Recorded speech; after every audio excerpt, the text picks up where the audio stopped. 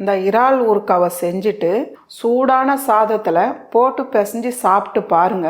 அட்டகாசமான டேஸ்ட்டில் செம்மையாக இருக்கும். இப்போ ஒரு பேனில் 1.5 டேபிள் ஸ்பூன் அளவுக்கு மல்லி சேர்த்துடலாம்.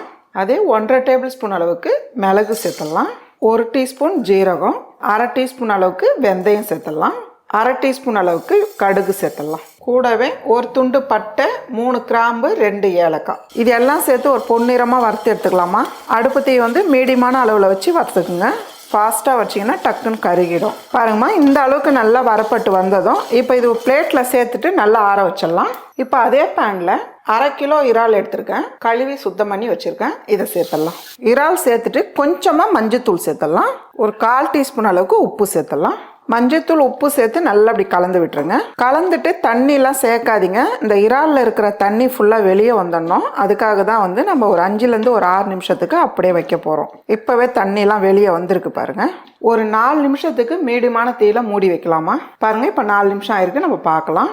இறாலில் தண்ணி ஃபுல்லாக வந்திருக்கு பாருங்கள். நம்ம சேர்த்தது வெறும் இறால் தான், ஆனால் எவ்வளோ தண்ணி இருக்குது பாருங்கள். இதை நம்ம அப்படியே வடிகட்டி எடுத்துடலாம். நம்ம வறுத்து வச்சுருக்க மசாலா நல்லா ஆறிடுச்சு. இப்போ மிக்ஸி ஜாரில் சேர்த்து இது நல்லா பவுட்ரு பண்ணி எடுத்துக்கலாம். இப்போ ஒரு பேனில் ஒரு 5 டேபிள் ஸ்பூன் அளவுக்கு நல்லெண்ணெய் சேர்த்துக்கலாம். எண்ணெய் சூடானதும் அடுப்பு தீ குறைச்சி வச்சுடுங்க.